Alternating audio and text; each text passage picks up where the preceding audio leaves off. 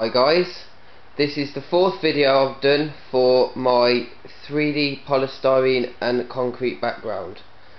If any of you have seen my other background videos, you know exactly why the tank is full at the moment. If you haven't seen any of my videos, I'll just give you a quick run through why it's full at the minute. Basically, I've done 2 test fills on this since I've started making it. I did a first test fill to make sure all my venturis worked when it was just polystyrene, and now I've done this second one because I wanted to see what the cement looked like under the water. Also, I wanted to see if any more cracks would appear in my background with the weight of the water pressing against it, and also that was about it really, why I wanted to test fill it. Basically, the venturis are working really well. This one is the best one in the tank. It's a slightly different design from the other two. The pipe's slightly smaller, so it forces the water through at a bit higher pressure, so it does quite a good job there oxygenating the tank. Also, my double attachment nozzle that I made is behind this rock at the top. I modified that slightly with some tubing, so you couldn't actually see the white nozzle behind, and you can't see it at all. Also, there's venturi on the end of the pipe where the inlet is at the other end of the tank, and this also works very well, gets a lot of oxygen into the water. The third inlet I've got down here that blows water along the face of the tank also works. It works okay. It puts a bit of small bubbles in, but because of the depth that it is in the tank, it hasn't got the force from the pump really to give it a good oxygenation with the venturi. I don't know why, it's just the way the pressure works somehow. But if I had a stronger pump, it would it'd be firing the bubbles out a bit better. So I may be investing in a stronger pump in the short term. So basically, the tank's holding fine still. The repair's behind there, can't see it now, so that was the idea of the background in the first place. So at the minute, everything's a success. I'm very happy with it. This dark area here is just where I filled in one of the cracks before I did the fill, because there was quite a large crack there. It was only a hairline crack, but you could see it all the way down, and I just wanted to try and fill it in. But the cement has gone a different colour for some reason. I don't know why. It was exactly the same mix that I used on the rest of the background. It could have been because it was slightly drier when I applied it, or it had been sat for a few minutes longer than what the other stuff had been before it was applied to the background. So that's one thing. When I empty it, I want to try and make another wet mix and just try and blend that in a bit so it doesn't stand out too much. There is also a couple of darker areas where I filled in some more stuff up here.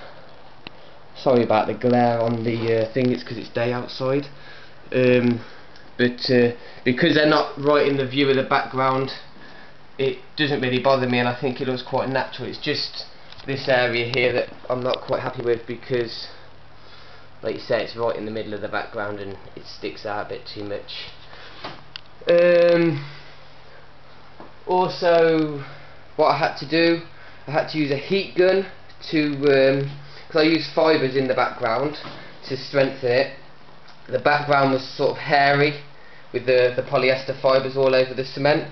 So what I did, I borrowed this heat gun, just a Black & Decker heat gun, not hard to get hold of. I was going to use a blowtorch, but I opted out of that because I thought I might damage the background or crack the glass, because a blowtorch goes very hot. This heat gun probably goes very hot as well. Well, it does go very hot, but no flame, so I just did it all over the background and melted the fibres off, so there's no fibres left really. There's the odd one or two I can see when the air bubbles stick to it, but apart from that there's nothing. But when I empty again, I'm just going to quickly go over it again and just make sure I've got all the fibres off with the heat gun. Also, I cleaned the glass with a Stanley blade, because there was a bit of cement up on the glass up around here, because it's quite tight to the glass here. Clean them off with a Stanley blade, and also some fine wire wool I've got here. I don't know what grade it is, it's very very fine, like cotton wool, but it's wire, and it does a fantastic job of cleaning anything off the glass, silicone, watermarks and stuff like that, and it doesn't scratch the glass either, which is a bonus. I wouldn't advise that you use it on an acrylic tank or anything like that, because it probably would scratch it pretty bad, but on the glass it's fine, it doesn't scratch this glass. People use it on car window screens and stuff like that as well, so that's why I used it on the tank, because I knew it wasn't going to scratch. Also, the tank's been full for a week now just on this test.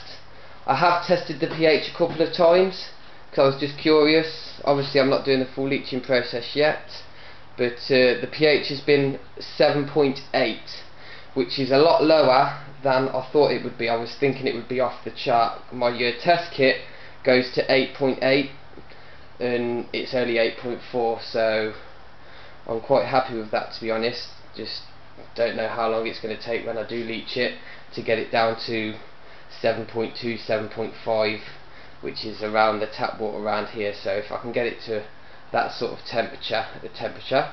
pH, I'll be happy with that. Also, I haven't mentioned this for a while, I did another video about trying to remove the residue marks that were on the tank, because when I repaired the tank I had to spin the repair round so it's at the back behind the background.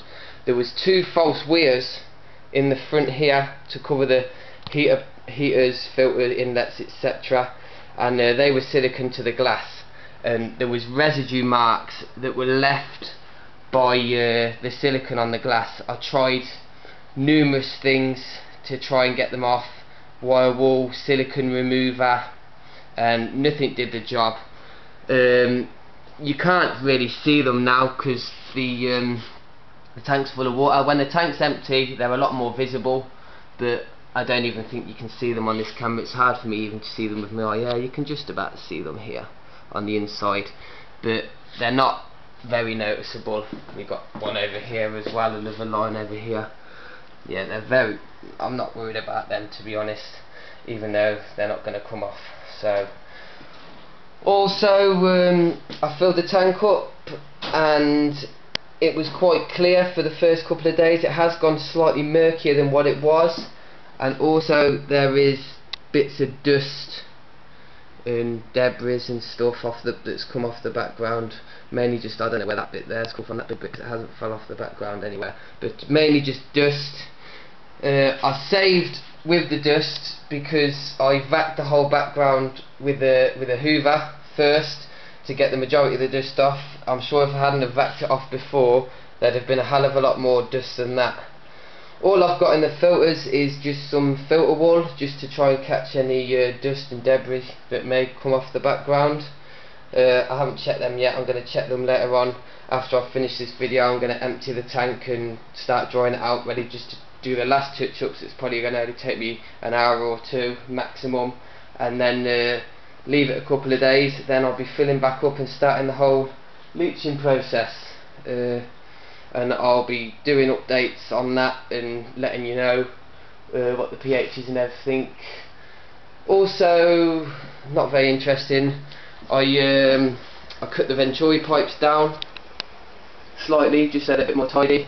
I also took the cotton wool out of them because I used cotton wool to silence them, and I've just replaced it with a little cap because they're quite noisy, but the cap isn't fully sealed, so it just stops the echo, so it does make the tank a lot more quiet. I've also got one in the venturi in the back there that you can see. Also, I mentioned about not being able to see these holes in my last video. That glare is savage, I'm sorry about this. the holes in the back of the background where it goes into my boxes. You can see them on this side. I didn't think you could. When I tested it with the polystyrene, I couldn't see them before. Maybe it was just because of the colour of the polystyrene, because it was just white and there was a lot of glare off the lights, just because it was a white background. This side you can see two at the bottom, and not much else really, because if you stand back here, the column is blocking the other ones there. I did design the background so I wouldn't get any air pockets anywhere. Well, that was the plan. I have got a couple of air pockets, just slightly small ones, up in the top there. Up there's a little air pocket. But I'm sure once it's leached out and I've got fish in there, the movement of the fish swimming around and that will disperse these little air pockets that are just sitting around at the minute. Another thing I mentioned about the pigment dye on the background that I wasn't going to do because I thought the background would be very dark. I'm actually quite surprised, because looking at the background now through the water, it's nowhere near as dark as what I thought it was going to be. I thought the whole background was going to be about as dark as this repair that I've done, but hopefully I can put some more cement over that and blend that out, so that ain't going to be there. I was going to get some acrylic paints, the type that the Sea Life Centre told me to get. They're by a company called Winsor & Newton, but I've opted against painting the background with advice from a friend who's an artist, and he said to me that the background looks natural enough, and once I've got some substrate in there, some sand, some bits of wood or whatever, and once the lights have been on for a while and it's running, I'm going to get algae build up and a few colour changes in the background, I would think anyway. So I've opted out of painting it with anything. One like I've already mentioned, because I don't really want to spoil the background, because I think if I start throwing paint around in there I could spoil it, and once it's on there there's no getting it off. So that's one reason why, and the other reason why is because just adding extra chemicals into the tank that I don't really want. It's hard to find paints that are aquarium safe. No manufacturer really wants to put that on their product saying that it is aquarium safe when it's not. Pond paints and stuff would do the same, but also it's going to make the background very bland. And also, as I've already mentioned on the forum, if any of you have checked out I Keep Fish, I've got a couple of threads there with a lot of information. I'll also put links in the description of this video to those threads so you can read up a bit more about it. There's photographs and a lot of information on there, a lot more than I can put in a video. So if you want to check that out, you're more than welcome to. Very friendly community on there, you'll be made very welcome. Also, I can't seal the background with anything that I can think of, because there's a few gaps in the background where the polystyrene isn't sealed behind. Like in the back of the boxes, I've got I can't really show you because everything's in the way, the lids and everything's on, but basically the polystyrene's not sealed behind the boxes, so water is actually getting behind the polystyrene. And if you can see, yeah, you can sort of see it there. This other side you can see it a lot better as well because it's a bigger mass. There's water behind it, and it's behind the back as well. So basically there's no chance of me being able to seal it, because even if I seal the whole front of the background, the water's still going to penetrate through the back of the boxes, sit behind the polystyrene, and it can soak through the polystyrene because it's only underfloor insulation polystyrene I've used. It's not food standard polystyrene or the same stuff as they make polystyrene boxes for transporting fish and stuff out of. So the water soaks through the polystyrene and it would be in contact with the cement from behind the background. So sealing the front is going to be pointless because the water is still going to be in contact with the bare cement through the polystyrene from behind. So that's another reason why I wasn't going to seal it. So hopefully just leeching it is going to get everything out of it. Anything else I forgot to mention? Also, I need to find out how much water is in here now. Obviously the tank was 1600 litres when it was full and empty, but now I've added this background. I don't really know how much water I'm displacing with this background. I know because the water gets behind the background and it soaks into the polystyrene, that I'm going to have more water than what the front volume of the water that you can see is here.